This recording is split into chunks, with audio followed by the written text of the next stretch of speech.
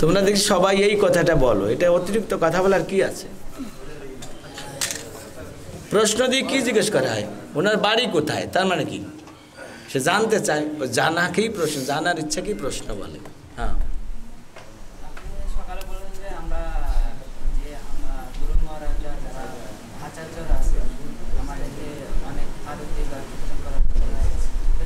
কি বলছে? আরতি কি?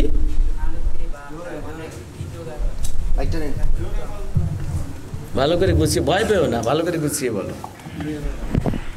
আমরা মঙ্গল আরতি বা নরসিংহ আরতি বা যে ধরনের অন্যান্য যে গীতগুলো আমাদের মহারাজরা বা গোস্বামীরা দিয়েছেন, সেই বলেন যে আমাদের করা দরকারি, সেটির মাধ্যমে আমরা প্রার্থনা করতে পারবো।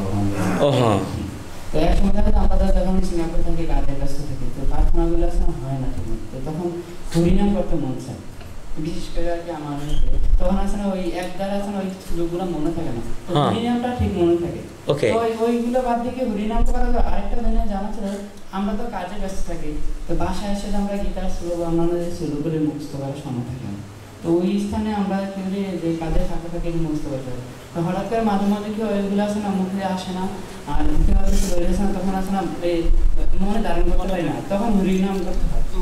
আমি কি ওইগুলো বাদ দিয়ে হরিনাম করা উচিত নাকি ওইগুলি কন্টিনিউ করা?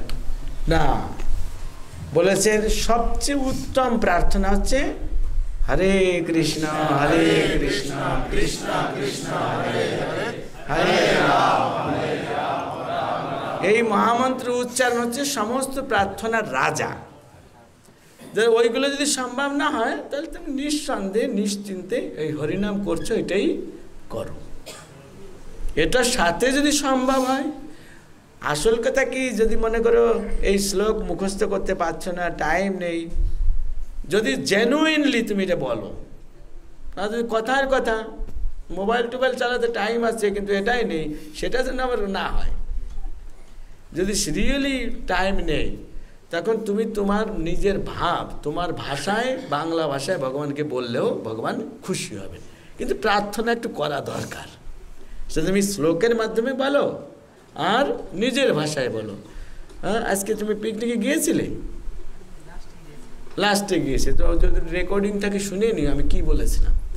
নিজের তোমার যে দুঃখ কষ্ট যে সমস্ত যা কিছু আছে ভগবানের কাছে খুলে বলো। আর ভগবানের মহানতা, তিনি কত শ্রেষ্ঠ, তিনি কত সুন্দর, তিনি সর্বশক্তিমান, তিনি তোমার মালিক, এরকম বলো।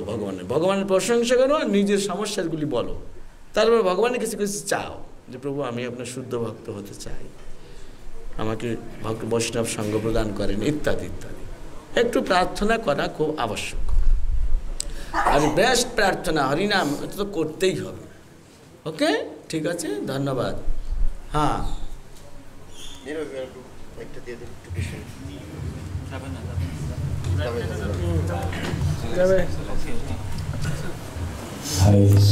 ধন্যবাদ, প্রণাম।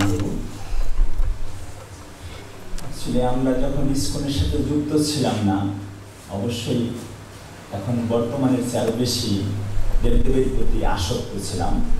ইসকনের সাথে যুক্ত হওয়ার পরে আমাদের অনাসক্ত কিছুটা হলো আজ দেবদেবীর প্রতি অবশ্যই আমরা শ্রদ্ধা করি। তাহলে এখন যারা আমরা ভগবানের নিত্য সেবার সাথে যুক্ত আছি, তাহলে কি আগের মতন করে আমাদের লক্ষ্মী পূজা করার প্রয়োজন আছে কি নেই? হরে কৃষ্ণ। ওকে, হ্যাঁ, এটা আপনি ভালো বলেছেন। বৈষ্ণব যিনি, তিনি দেবদেবীদের তো দূরের কথা, একটা পিঁপড়াকেও পর্যন্ত, অন্য কোনো সাধারণ জীবকে পর্যন্ত উপেক্ষা, অবজ্ঞা, অসম্মান করেন না, করা উচিত না।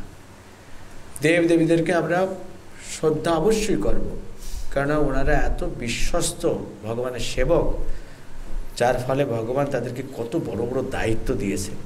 আমি কোন দায়িত্বে আসি, আমাদের থেকে ওনারা অনেক মহান, ভগবানের মনকে জয় করে এরকম দায়িত্ব প্রাপ্ত হয়েছেন।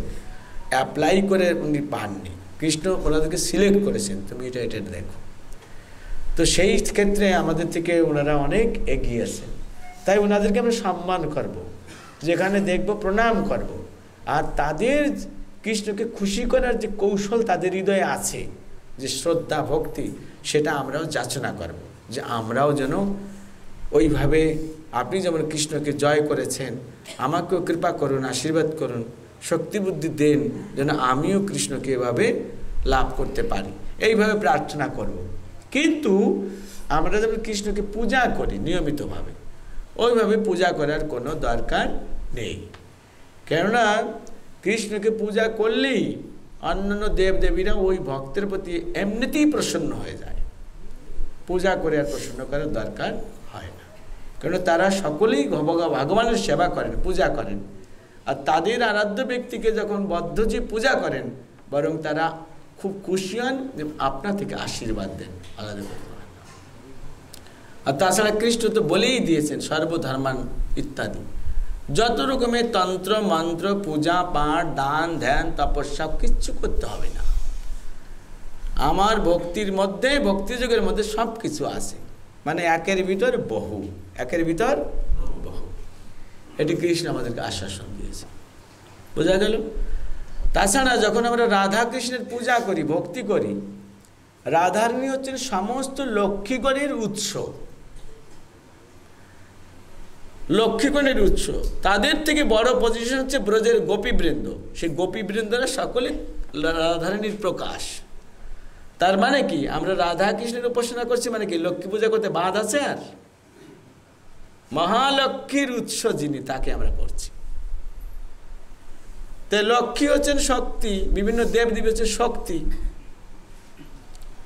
তা আমরা যখন রাধা কৃষ্ণের পূজা উপাসনা করি, তার মানে আমরা একই সঙ্গে শক্তি এবং শক্তিমানের পূজা করছি। এটা শিলা ভক্তি সিদ্ধান্ত ঠাকুর আমাদেরকে বলেছেন। দুনিয়ার যত শক্তি আছে সমস্ত শক্তির উৎস হচ্ছেন শ্রীমতী রাধারানী। তো তার সেবা আমরা করছি, এতে হয়ে যাবে। হরে কৃষ্ণ। অলরেডি আমি এই জিজ্ঞাসা করতেছিলাম, কিন্তু কোনো দেবদেবীর পূজা সম্বন্ধে সমালোচনা আলোচনা করা যাবে না। যারা আছে তাদেরকে মান অপমান তিরস্কার করা উচিত নয়।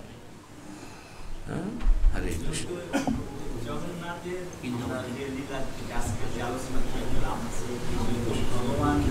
জগন্নাথদেব এবং বড়দেব